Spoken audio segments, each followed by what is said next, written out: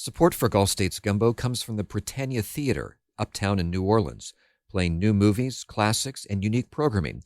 Join the Britannia for Downton Abbey and One Battle After Another on 70mm film.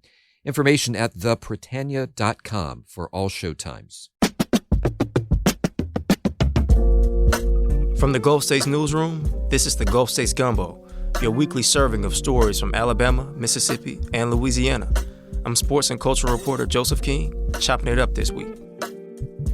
On today's show, we find out why Canadians haven't visited Louisiana as much this year. They just pretty much said they're not coming back until he's either out of office or he apologized.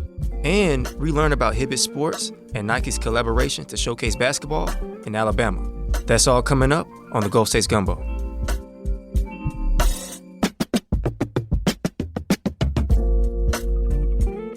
Louisiana's lieutenant governor says there aren't enough Canadians visiting Louisiana, so he decided to take a trip to Canada to promote his state, which has a strong French-speaking connection to his neighbors up north.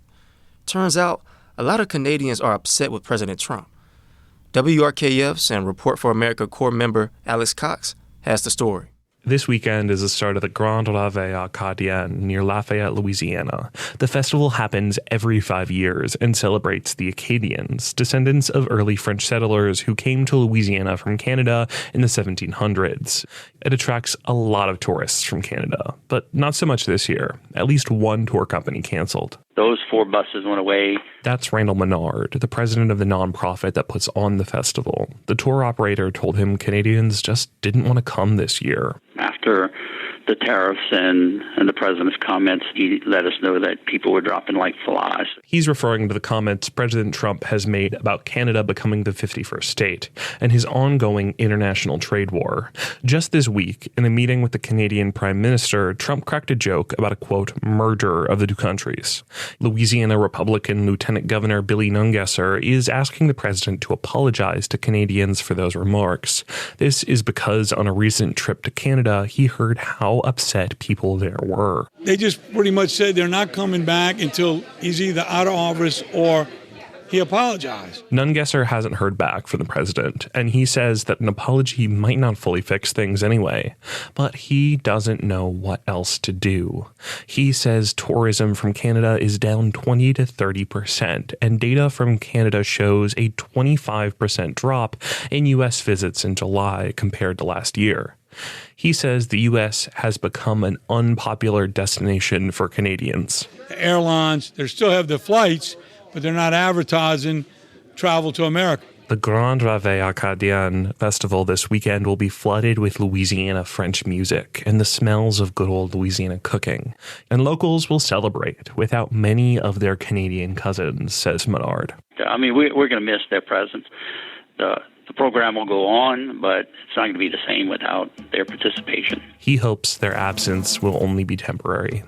For NPR News, I'm Alex Cox in Baton Rouge.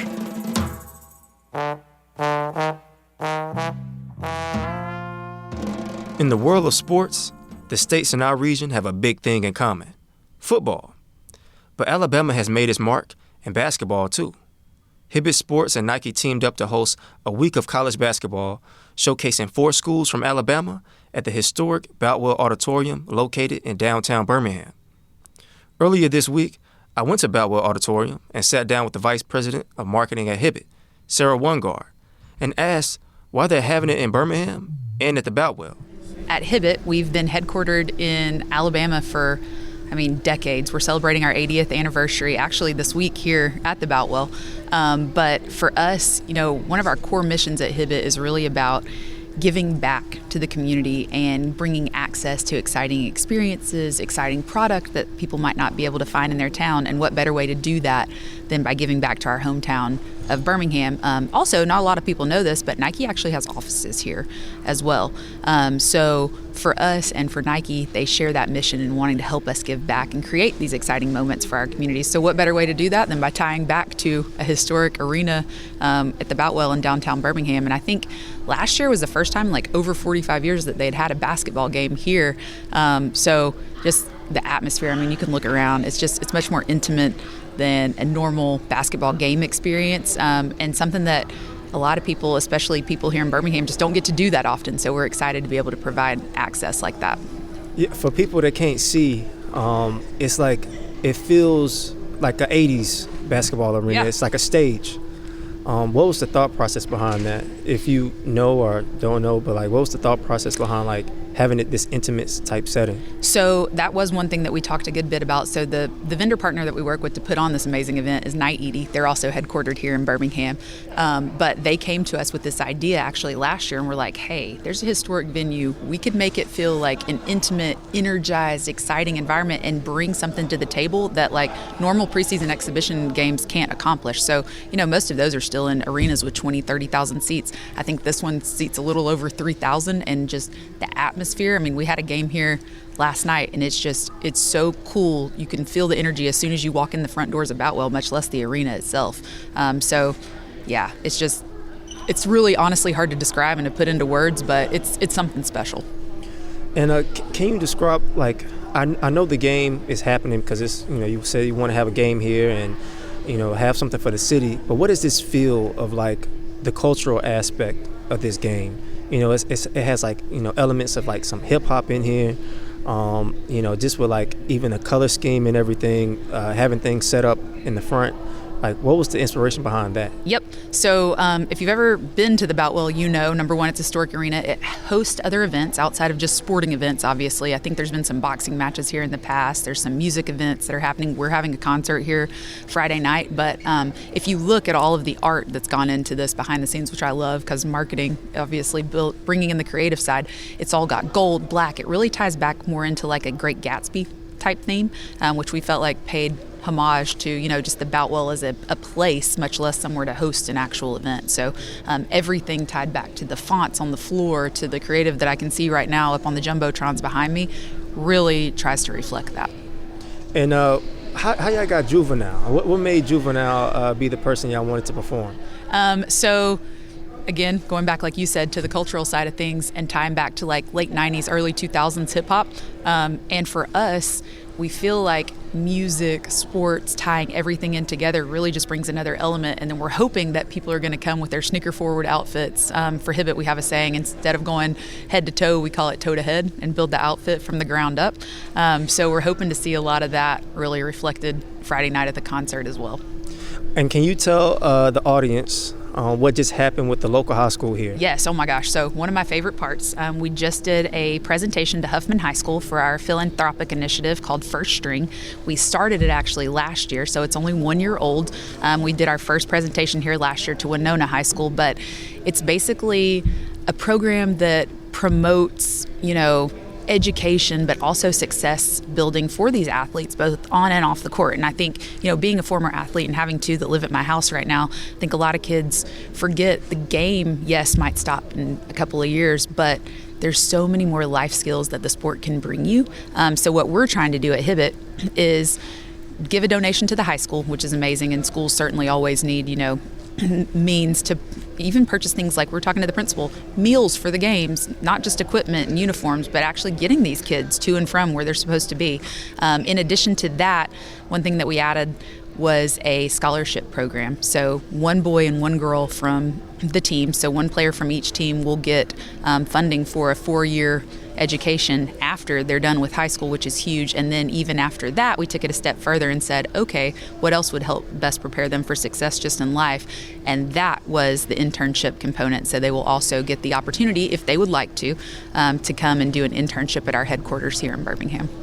And we talked a little bit about that, off mic, about the importance of internships and, the students.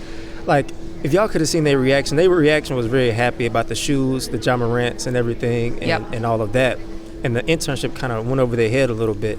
But that's probably the biggest thing that's going to help them in their futures. Yes, for sure. And, I think we're presenting to a room full of teenage kids, which is amazing, but they're also the future, not just of the sport, but the future in our workplace as well. So what we're trying to do, again, is just give them their best foot forward whenever it is time for them to, go into the real world and get a job. So we're hoping that this helps best equip them for that, for something, like you said, that they might not be expecting when, you're in the sea full of applicants and you have no real job experience because you haven't been able to work yet. Hopefully an internship helps put you one step ahead. And did this? He may not know this, but did John Morant have any idea of this happening with his shoes? That's a great question. I'm not sure. I'm not sure if he did or not. I hope he did, because it's certainly something to be able to tout. Because those kids' reactions, again, you all weren't here to see it, but just the pure joy on their face. Not only to get something, free shoes is huge, but those Ja 3 shoes, and they were the dual tone shoes, so one shoe of each color. But those shoes were nice, and those kids were very excited. All right, thank you again for sitting down and talking to me. Thank you. I appreciate it.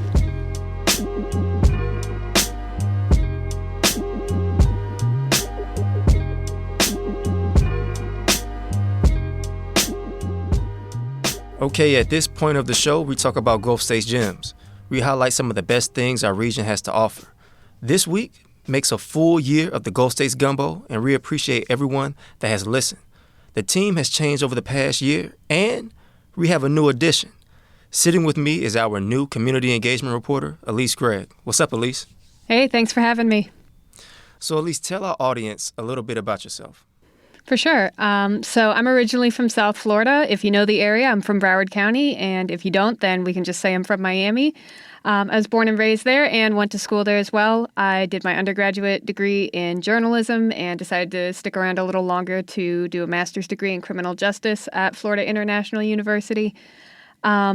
I've spent most of my time reporting down there as well. I interned with the Miami Herald and with the NPR station down there, WLRN.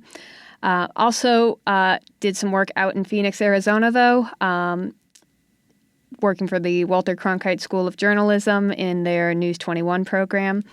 And I guess that's a little bit about me. Okay. And you done made your way to Jackson, Mississippi now. What are some of your favorite things in Jackson so far? So Jackson has been such a cool place to be. The weather out here is a lot nicer than Miami, way less humid, so I'm enjoying that for sure. That's surprising to hear that. When you think of Miami, when you think of Florida, you think of nice weather. So I was going to say, depends on when you go. If you go for maybe 3 days in December, yes, the weather's great. But the rest of the year, it's pretty hot and humid. So Jackson has been great. But other than the weather, I've really been enjoying all the museums and cool historical buildings downtown. It's just a really beautiful area. The food scene is great. I love the food scene back home in Miami. The food there is all delicious, especially Cuban food, but the soul food scene here is amazing, and I do love soul food. And in particular, a little bit of a Gulf States gem in Jackson has been Campbell's Bakery in the Fondren neighborhood. I am not a huge dessert person, but I gotta say the desserts there are amazing. Okay. Community engagement is an interesting beat. What does community engagement reporting mean to you? So community engagement can and does cover a lot. But to me, community engagement reporting means covering the issues that matter most to a community and kind of connecting a community with itself. So, reporting on what's important, what issues a community faces, the struggles and successes of folks in an area, but also, talking a little bit about things that a community may not know, resources that they might not know about, stories they might not have heard, and really just trying to report in such a way that makes life a little easier to navigate for our communities. Again, Elise Gregg is our new community engagement reporter. Elise, thanks for talking to me. Thanks for having me. This week's show is cooked up by the Gulf States Newsroom team. Our theme music is by DJ Supreme. Special thanks to our partner stations, WBHM, Mississippi Public Broadcasting, WWNO, and WRKF. You can find us in your podcast feeds every Friday. Look us up and be sure to subscribe. Again, I'm your host, Joseph King. Thanks for listening, and don't forget to stir your brew.